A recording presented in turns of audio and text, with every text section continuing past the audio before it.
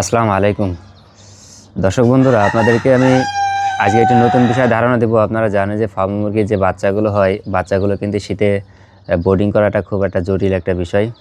যেহেতু আপনাদেরকে আমরা পার্ট বাই পার্ট বোর্ডিংয়ের বিষয়ে আলোচনা করতেছি, তো একদিন থেকে শুরু করে শীতের সময় কতদিন বোর্ডিংয়ে বাচ্চা রাখা লাগে, তবে আপনাদেরকে প্রতিদিন যত্ন নিতে হয়। যেহেতু প্রতিদিন দেখানো সম্ভব নয়, মাঝে মাঝে আপনাদেরকে আমরা ভিডিওর মাধ্যমে টু জেড আলোচনা করব। আপনারা কখন কি খাবার দেবেন, কীভাবে ওষুধ দেবেন, কীভাবে যত্ন নেবেন, কীভাবে পর্দার ব্যবস্থা করবেন। আজকে আপনাদেরকে বা 1 সপ্তাহ বয়সের বাচ্চা, 7 দিন বয়সের বাচ্চাকে কীভাবে যত্ন নেবেন সেভাবে একটু দেখাই। দেখেন, এখন কিন্তু ঠান্ডার আবহাওয়াটা অনেক বেশি, প্রায় 10 থেকে 12 ডিগ্রির মধ্যে। এই যে যদি দেখেন যে এখানে যেভাবে বাচ্চাগুলো শুয়ে আছে, এখানে কিন্তু 500 বাচ্চা। তো এখানে কিন্তু 4টা বাল্ব এখানে দেওয়া আছে। তো আপনাদেরকে গতদিন আমি দেখিয়েছিলাম।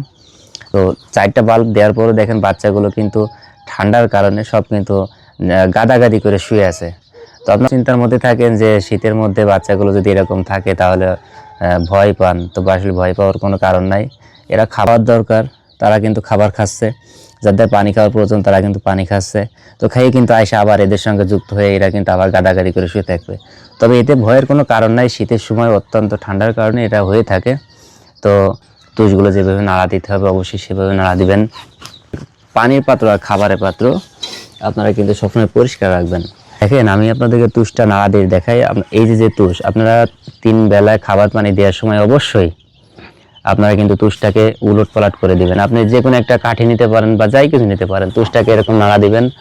নাড়া দেওয়ার পরে এটাকে আবার এরকম পাটকাঠি দিয়ে আপনি লেবেল করে দেবেন। এবং এরাতে যেহেতু ছোট বাচ্চা, এই পায়খানাটা যখন আপনি বারে বার নাড়া না দিবেন তখন কিন্তু পায়খানাটা উপরে থেকে ওদের গায়ে লাগবে, ওরা এখানে বিশ্রাম নেবে। তো এই পায়খানা যখন আপনি উলট পালট করে দিবেন তখন কিন্তু পায়খানাটা এখান থেকে সরে গিয়ে নতুন তুষ এখানে আসে জমা হবে। তো এইভাবে কিন্তু ইনশাল্লাহ আপনারা দিবেন। তো তাহলে কিন্তু আপনার বাচ্চা বোর্ডিং করা নিয়ে আপনার কোনো দুশ্চিন্তা করার প্রয়োজন থাকবে না। আপনারা জানেন আমরা একদিনের বাচ্চা, 7 দিন, 15 দিন, 1 মাস, 1.5 মাস, 2 মাস এবং বিভিন্ন বয়সের বাচ্চা আমরা এখান থেকে উৎপাদন করি, ডেলিভারি করি। তো আপনাদের চাহিদা অনুযায়ী আপনারা যদি নতুন হন তাহলে অবশ্যই বোর্ডিং শেষ করা বাচ্চাটা নেবেন। সেটা 15 দিন থেকে 1 মাসের মধ্যে হয়ে থাকে। যেনারা বোর্ডিং করতে পারেন তেনারা জিরো বাচ্চাটা নেবেন বা 15 দিনেরটা নিলেন। তো এইভাবে আপনারা আপনাদের চাহিদা অনুযায়ী আপনারা কতদিনে বাচ্চাকে যত্ন নিতে পারবেন সেভাবে আপনারা সেটা নিজেরা ধরে নেবেন।